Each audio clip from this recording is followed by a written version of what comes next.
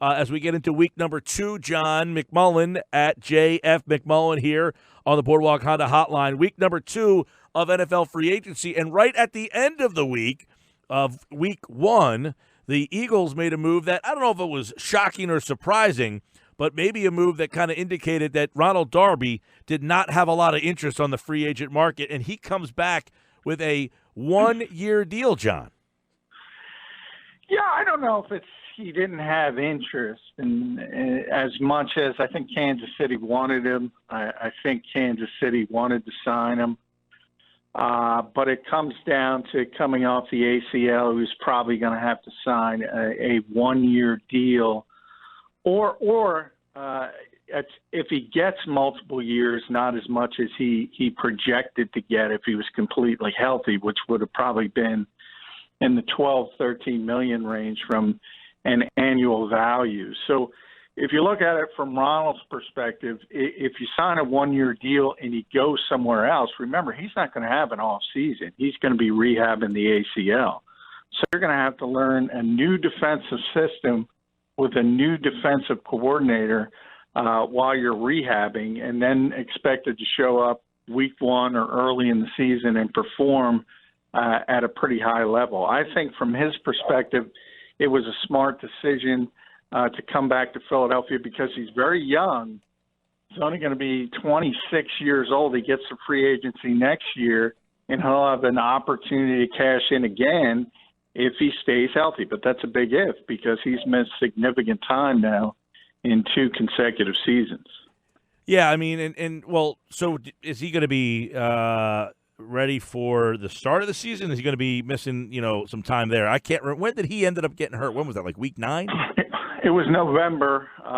So if you think about it, he's going to miss, as I said, really most of the offseason, certainly all of the OTAs and things of that nature. And he was on Sirius XM a couple weeks ago, and he said week 1 is his target. So from his standpoint, his goal is to be out there for the first game of the season, and we talk about it all the year when we get closer to the preseason games. For veteran players, they're not really all that important. If he's ready to go for a series or 2 by the 3rd preseason game, maybe that would be the best case scenario. But as long as he's ready for week 1, I think that's all the Eagles will care about. Yeah, and I mean, that makes it a crowded house again. Not a crowded house, but I mean, you've got him, you've got Mills, you've got Maddox, obviously Douglas and Sidney Jones. So you're back to where kind of where you were last year with all these different guys in their roles. And you figured, would that reopen up conversation about a trade, or do you think they say, you know what, we had such a problem? Not to mention LeBlanc too. I guess he's in that mix too, right?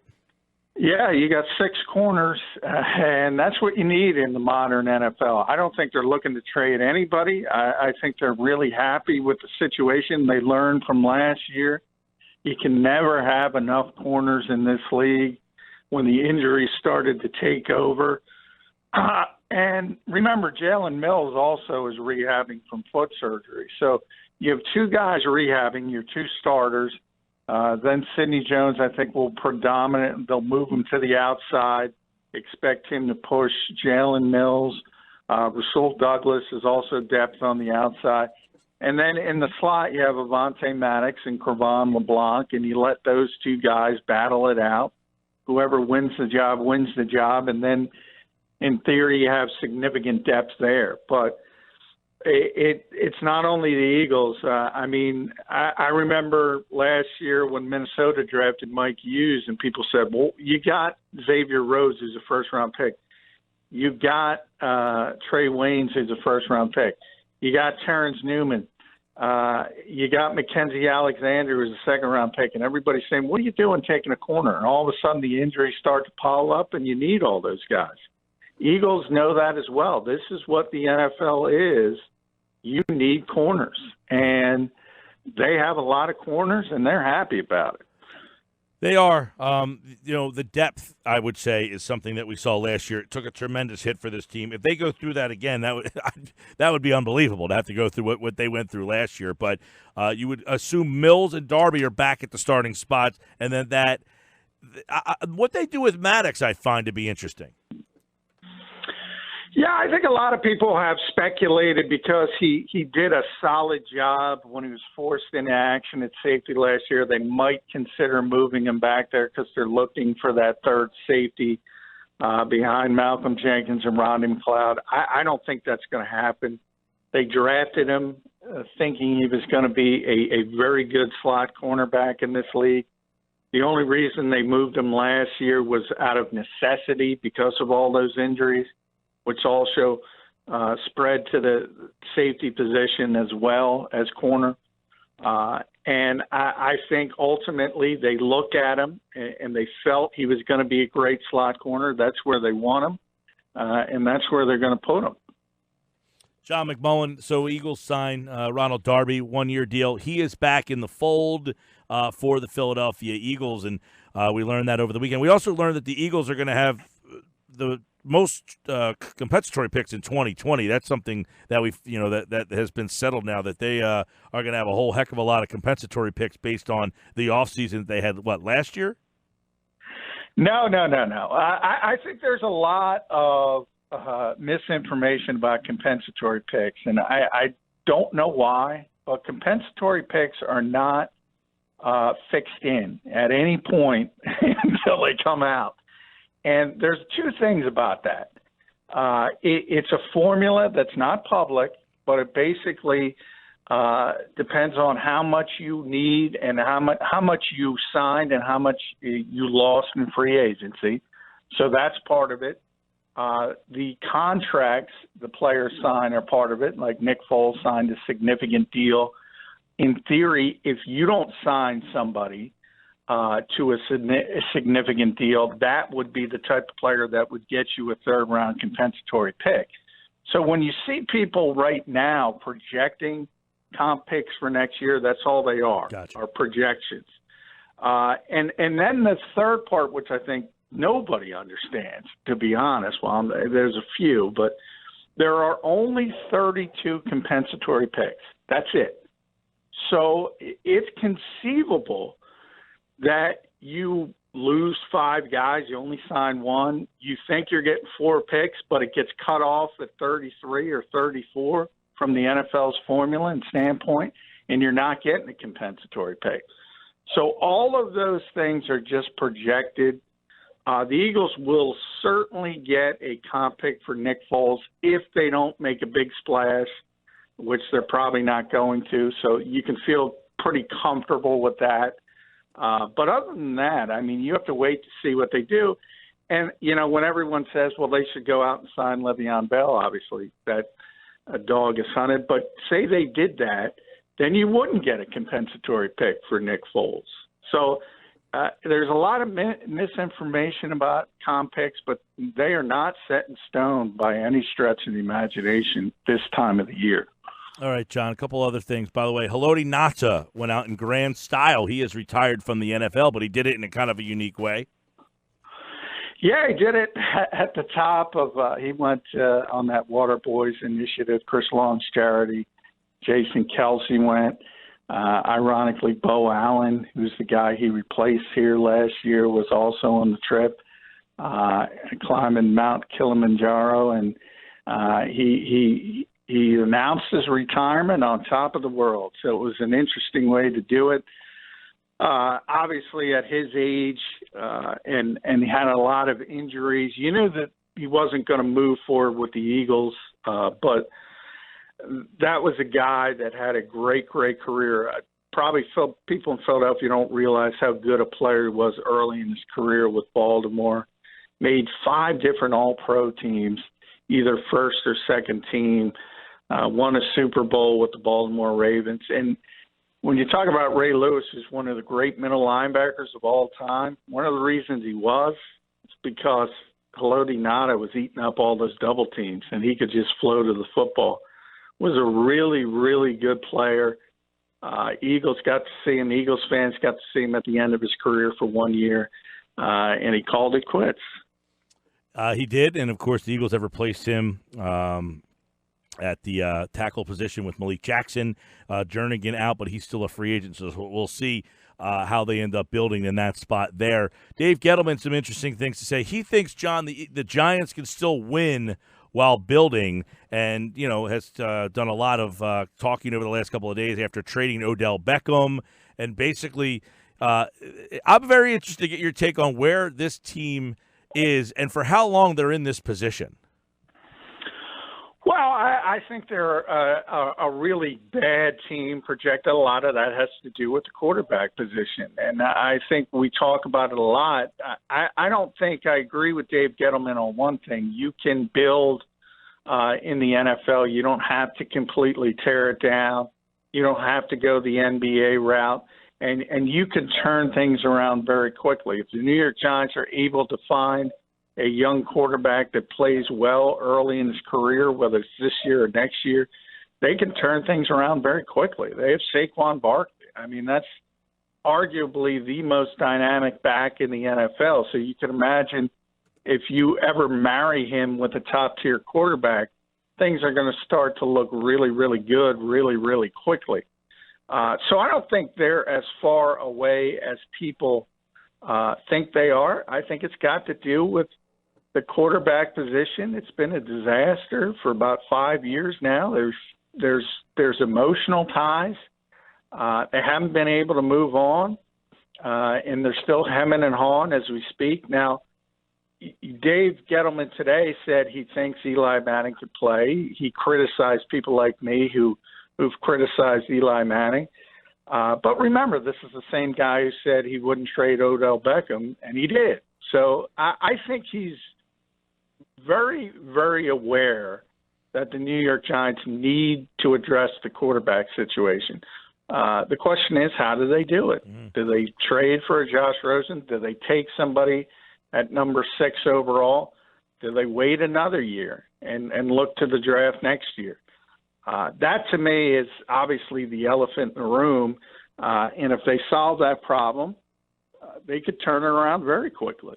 Yeah, I think they have a couple of options. And by the way, Ryan Fitzpatrick signed with the Dolphins, so they've got a quarterback. He's off the board in terms of backup quarterback guys. But the whole quarterback thing for them, they go with either Eli. I guess a trade for Rosen is in play, or they get somebody through the draft. I mean, they do have 3 options, but if they do nothing and just stay with Eli, that would be, to me, then it's almost a wasted season. Yeah, I think short term it's really, really ugly. If they do it, if they push it off another year and wait till next year's draft, they're just going to get more evidence that they need a quarterback. So that part of it's going to get really, really ugly. And then you always start to talk about, look, it's only 2 years into his career. This will be obviously the second year for Saquon Barkley, but we all know how quickly things move in the NFL, especially at the running back position. It would be nice if you could take advantage of a player like that as quickly as possible, because you don't know how long it's going to last, whether it's through injuries or just workload. And in theory, if you look at how that team is situated right now, well, you're going to see a lot of Saquon Barkley. And you really want to waste the guy's touches and tread and think about giving him 350 touches to win 6 or 7 games. I think people have started to think about things more analytically and why waste a talent like that. I mean, I would almost, if you're going to go forward with Eli Manning, I would almost make Saquon Barkley a situational guy just to protect him, because you're not going to compete until you get the quarterback position. But, I mean, can you imagine, Mike, them giving him 400 touches? Right, on a team that wins 4 games? Yeah, and then you're giving him 7. Yeah, well, yeah, even 7.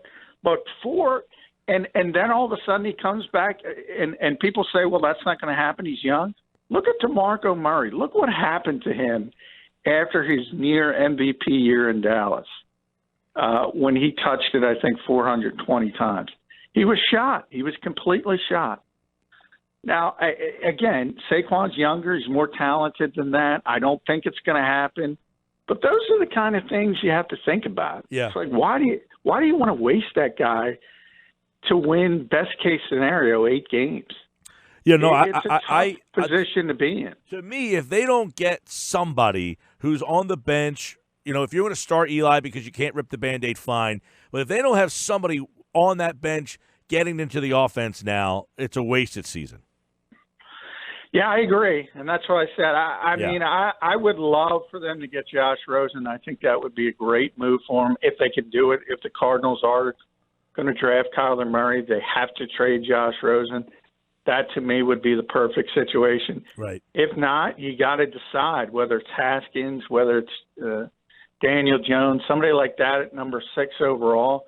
You got to get a young quarterback in there. You have to. No doubt.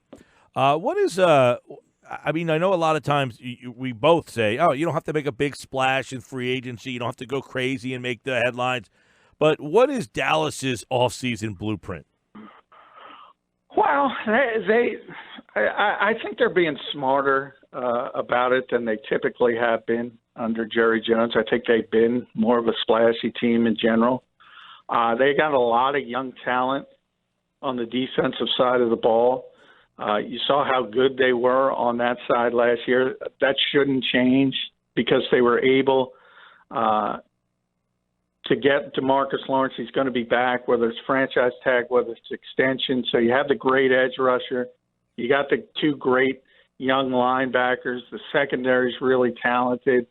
So I think in a lot of ways they were situated on that side of the football, and it's just about supplementing it. And then offensively, they need more playmakers. I don't think losing somebody like Cole Beasley hurts all that much, but I don't think he was that dynamic. He was that important. I don't think Jason Witten, getting him back, is going to help all that much at that stage of his career after taking a year off. So they do need to get more dynamic on the offensive side of the football, but I have no problem that they're trying to do it through the draft. And then, we talked about the Giants and Dallas. How about Washington? They made the trade for Keenum. We didn't use it. For some reason, I completely forgot to kind of throw that one at you. I don't know how teams keep seeing him and seeing, hey, we want this guy to be our star. I'm not knocking Keenum, but I want him as my backup, right? If you're a team, you want him as your backup. You don't want him as your starter. And Washington goes out and brings him in as a starter, where I think Tannehill's a better option there, don't you? Well, no, you're right. I mean, if you look at Case Keenum's best season, he was a backup in Minnesota, got 4 in action, then had a great season. I don't think you want him to be a starter. And they've said that he's coming in to compete with Colt McCoy, so whoever wins the job wins the job. Either way, you're in a bad situation. I would agree with that. But, hey, Brian Tannehill, you're in a bad situation as well. At least Case is, to me, he's a more well-rounded quarterback. He's a smarter quarterback. He's going to be able to run your offense. I think he is a good bridge quarterback. The problem is, what is the bridge to?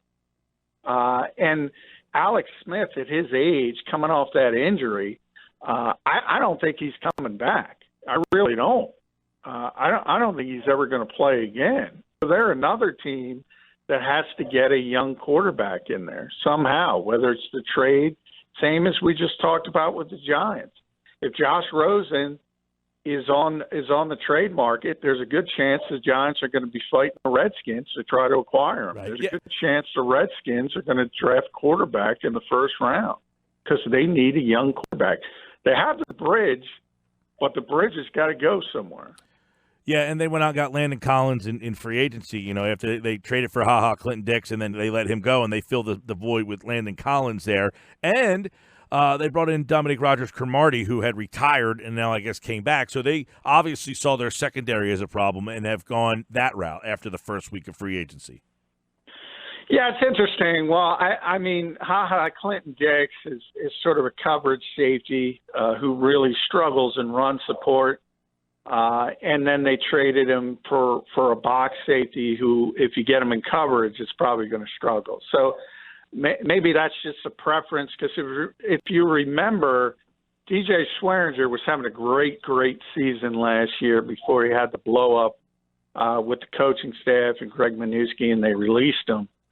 He was having an all-pro level season, and he's a box safety. So maybe that's what they wanted, to have that kind of guy in there versus the coverage safety.